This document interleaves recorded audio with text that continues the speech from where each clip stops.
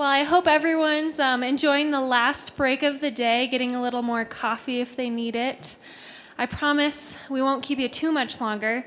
My name is Mo, and I'm the programs coordinator with Southwestern Water Conservation District, so rounding out our staff of 2. Thanks, Steve. As you can see on your agenda, we're now diving into the most exciting topic of the day, funding. I wanted to start us off with SWCD's grant program. So I want anyone who's received a grant from SWCD to raise your hand. Okay, I see a few of you. Nice. It's always great to see, our dollars going to local projects. This last year, the board approved a $250,000 grant program, and the funding goes into 4 buckets. So we have water supply and watershed restoration, public forums and studies, education, and emergency requests. Applications for our grant program are generally due in December and are reviewed by our board at their first meeting of the year. And grant applications range from about $1,000 to $60,000 and cover the geographic range of our district. Grants are available for qualified entities. I threw that in for any of the lawyers in the room. And you can apply for emergency grants anytime during the year as long as we still have funding available. And we do still have funding available this year. So if you have any emergencies, feel free to reach out to us. Second, we wanted to share that SWCD is working with partners, a lot of whom are in this room, to form a coalition where we can programmatically fund water conservation and infrastructure projects in southwestern Colorado. We are doing this in hopes of securing some of the federal funding that is currently available. It's still in the works, so I can't give you too long of a report out, but be on the lookout for more news on that program. Lastly, I wanted to share that SWCD is helping to sponsor a Growing Water Smart conference early next year in Southwest Colorado. These seminars are hosted by the Babbitt Center and Sonoran Institute, where they bring key community decision makers on water and land use planning together to collaborate on sustainable water use.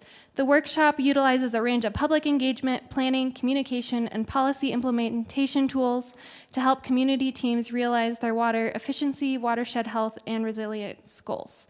And so if you want to learn any more about any 3 of those programs, please sign up for our newsletter and reach out to myself or Steve, and we will be happy to share more information. Now I wanted to pass it off to Cole Bedford, the Chief Operating Officer of CWCB, and Laura Spann, who is our Regional Grant Coordinator at CWCB, to learn more about current funding opportunities at CWCB.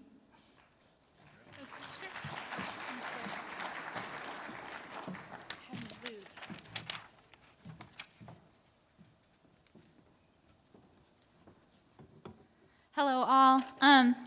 Well, thank you for hanging around for some discussion of funding dollars. My name's Laura Spann. I'm with the Colorado Water Conservation Board, and I'm the Regional Water Plan Grant Manager for the Southwest and the Rio Grande Basins. I used to work for the Southwestern District and feel honored to be invited to speak to you today. When I first started at Southwestern, this event, the first year, that was 2013, 115 people attended, and now that's more than doubled. So I want to give credit to the Southwest board, staff, and the entire team for opening up the tent and building it broader. And I would say, where's Andy? Did Andy Mueller already leave? Well, when he looked at Steve and said sleeping giant, Steve was totally awake. And I can definitely tell you guys are working hard, so thank you for continuing that work. So I thought I might attract you to this mid-afternoon talk by having a little raffle. Last year, I don't know if you saw it out at the funding table, but last year I brought a bunch of free water bottles, and everyone got to get one, and then I only had one left, and I had a free hat. So I thought, well, I'll bring those today and raffle them off. And then I looked over at the table about a few minutes ago, and the hat was gone.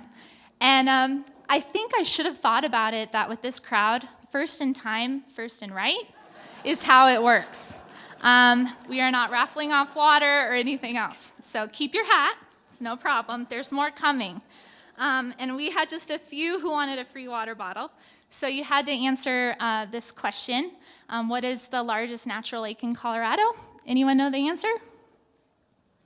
Grand Lake. Yep. So Danielle won. I think she had to step away. She's the new coordinator of the Upper San Juan Watershed Enhancement Partnership. So congrats to Danielle for winning the one water bottle that we had.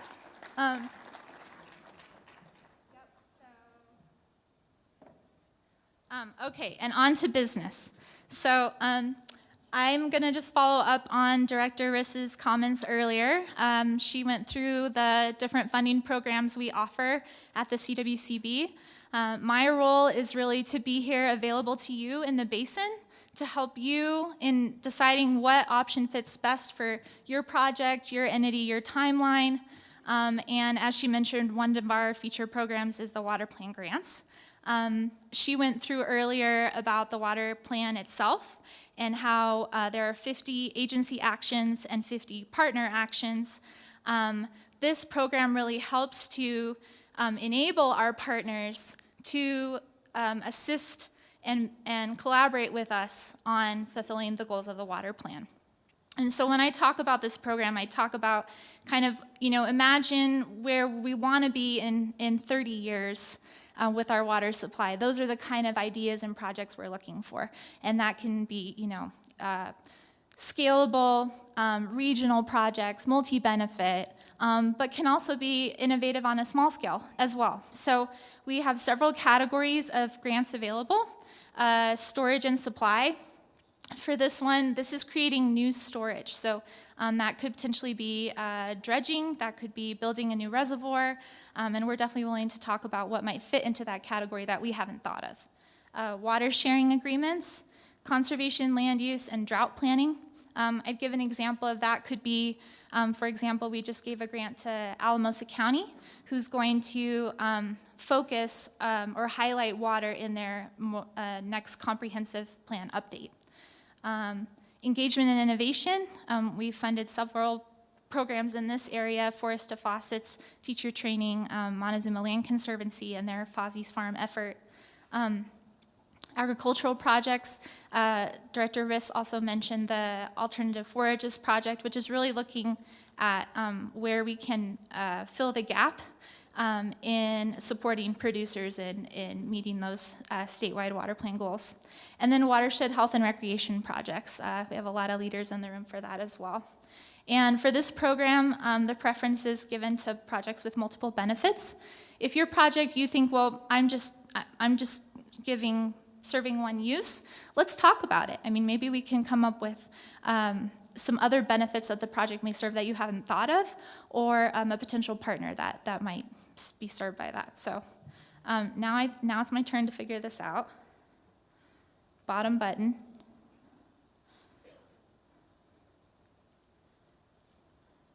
Okay, got it. And more on water plan grants. The deadlines are July 1st and December 1st. Does the project demonstrate a commitment to collaboration? We have a lot of that going on in this basin. Does it address an identified water gap? That can either be in the water plan or something you prove out to us. And does it demonstrate sustainability in how you're working through solving the issue? I was really going to focus on just this program and then a program many of you might be familiar with, which is the Water Supply Reserve Fund, and the differences between those two programs. So the Water Supply Reserve Fund is really state funding that is guided by local decision makers and what they deem to be the basin's priorities and their critical local needs. So how many of you are familiar with the Water Supply Reserve Fund or have attended a roundtable meeting? Yeah, okay, so good portion of the room. So the local basin roundtable, applicants need to come and talk to them first. Those local stakeholders then decide if this is a priority, will approve that grant, and then it will go to the state level for review and approval. This can support aging infrastructure, and this is where I would highlight the differences between the Water Plan Grant Program and WSRF, which is a question I get a lot. The WSRF program is a great fit if you need some urgent infrastructure addressed, and it may not be the 30-year vision, but it's something you need done today, now. If this program does not meet your funding needs, we also have a wonderful loan program, which you've heard about. And Joshua Godwin, I think, is here. Joshua, can you wave? Yep, he's over there. He's a loan officer for the CWCB, has come here to meet you all, and he is also serving this basin and providing support. So if you have a need that exceeds a grant program, he's definitely available. Yeah, so I think that was really what I was going to cover. Just a few tips. Get started early. I'm happy to talk to you.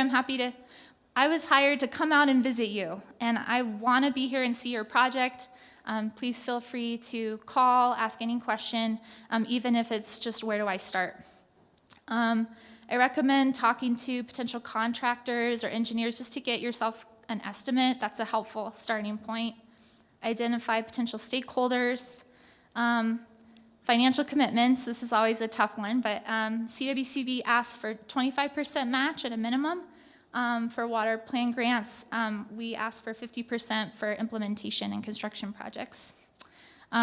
So please feel free to reach out. I'll be in the hall afterwards. My business card is out there if you miss me, and I'd love to support your project. So I'll pass it on to Cole, my supervisor and Chief Operating Officer at the CWCB.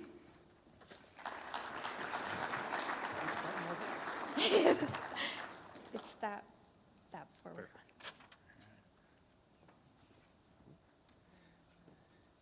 This is our just funding page for any of our CWCB funding programs. So as Laura mentioned, my name is Cole Bedford. I'm the CWCB Chief Operating Officer. And Director Riss teed me up pretty well this morning too when she talked about our technical assistance program. In my role, I oversee a handful of our different funding programs. I work really closely with Laura on water plan grants, a couple of other more category-specific type programs. Today, I want to specifically talk about our technical assistance program. And so with the couple of minutes I have today, I'm going to give you some background and details, but if you remember nothing else about what I talk about, I want you to remember three things. The first one is that CWCB has a program that's designed to help folks get access to federal funds that are out there. That's what this program is designed to do. We have about $2 million remaining for that effort, and that $2 million needs to be spent by the end of this year, by the end of 2024. So there's three things that if you take nothing else away, I'd like you to remember. So in the fall of 2021, the federal government passed the Infrastructure Investment and Jobs Act. It's also known as the Bipartisan Infrastructure Law. And that law provided more than $1 trillion for all kinds of things all over the country. It provided funding for high-speed internet, for transportation, for energy-type projects. But important for the folks in this room, it also provided funding for water.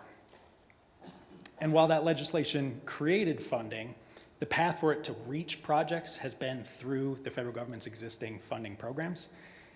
And those existing funding programs typically have some kind of application process that is more or less complex depending on what it is. And that's been a hurdle for a lot of folks to get at that. There's a lot of talk about, yeah, sure, there's this big money out there, but accessing it has been a problem. And so to help get over that hurdle, in 2022, the Colorado General Assembly provided for the creation of our technical assistance program that's managed by CWCB. And the idea here is that the funds are out there, and it's worth the state's investment to support organizations that want to bring it into Colorado. So if your organization gets a federal grant, that's obviously great for your organization, for your stakeholders, and for your community. But in a very real way, that's also great for just Colorado, period. And so that's what this program's about. And it's been really popular. So since it went online in the fall of 2022, we've made 15 awards for about $3 million. In this part of the state, one of the awards was to the Ute Mountain Ute tribal government. And they're looking at potentially improving some of their farming and ranching enterprise operations. They might potentially construct a small reservoir. They're looking at maybe installing more micro hydro turbines like Eric talked about this morning. There's a lot of possibilities on the table for them. And while they have priorities for those types of projects, the things that move forward is what gets funded, really. And so our program is trying to help them navigate that, see what the most feasible way is to fund one of those priorities, regardless of what it might be. It might be PL 566 money through the NRCS. It might be other NRCS programs like RCPP or EQIP. part of what this is doing is helping to identify what that might be. Another good example is the City of Grand Junction. They also received a technical assistance award, and unlike the Ute Mountain Ute, they knew exactly what they wanted to do with their award. So they have a length of ditch that they wanted to pipe, and they wanted to prepare an application to WaterSmart, the Bureau of Reclamation, and they just needed some capacity and technical help to get that done. And so just because they had certainty over what they wanted didn't make any difference from our program. We just wanted to get them through a federal application process. So they worked with us to do that, and we're going to get that WaterSmart application submitted in the next 2 months here. So these grants are covering all kinds of different types of work. It's including stakeholder engagement, feasibility studies, preliminary design, anything that moves the needle on a completed competitive federal application. And even though the projects are really different from one another, the bottom line and the objective that they all share is that they're pursuing federal money to go to water projects here in Colorado. So a little bit on the process for how this program works for folks. If you have a water project that your organization's been thinking about, but you have not moved it forward for lack of funds, and you think a federal program might have those funds, then we want to talk to you. You can start by reaching out to us. So here I've got Michael Reagan's address. I'm throwing him under the bus because he's not here and he can't defend himself. You could reach out to me too, but Michael's really the person who's been running this program for the last year and a half. And he has, he's been doing this for a long time. He's gotten a lot of out of left field type questions. He's the one who can answer the questions you have. And so if after you have some conversations with us about what kinds of projects you might have in mind, whether or not that fits with our program, whether or not there's a federal opportunity out there for you, then what we'll do is we'll have you submit an application to us. And I can assure you that that is an easy application, because it would not make sense to have a complex application for a program to help you navigate complex applications. And so we'll take a look at that, and then we'll get together with our consultant is Apt Associates, and they're kind of a one-stop shop for technical assistance. So we'll meet with the applicant, with CWCB and Apt, to kind of put together a scope of work that might work for us. If after that process, everything is still looking good, then we can make an award. And then once an award is made, the process of developing your application for federal money involves some coordination between yourself, with Apt, and with CWCB. And it's important to note here that this is not a 100% coverage grant, it's 75. So if you're thinking that this might work for you, that's an important piece to keep track of. There does need to be a 25% match coming from somewhere other than CWCB. And like I mentioned at the top, we've already awarded about $3 million of the $5 million that was originally allocated to us for this program, which means we got about $2 million left for awards. And those awards need to be made by the end of 2024. That's when the funding opportunity runs out for us. So even though the awards need to be made by the end of this year, the actual money spent on putting these applications together doesn't need to be spent until the end of 2026. So we do have a little bit of time on that front.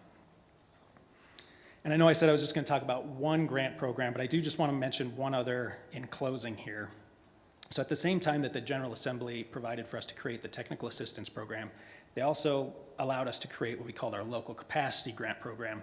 And that was functionally the same thing. The key point was that you could use your contractors to do this work rather than ours. And as you can imagine, that was really popular, and we've already allocated all the funds for that. That might change in the next couple of months, depending on what happens with the projects bill that Director Riss mentioned. There is a possibility that that $2 million remaining for technical assistance could also be made available for local capacity. So if it seems like that might be a better opportunity for your program, keep that in mind and keep an eye out for that change to happen. But that's all I have. So if we have any questions for the panel, we're happy to take them.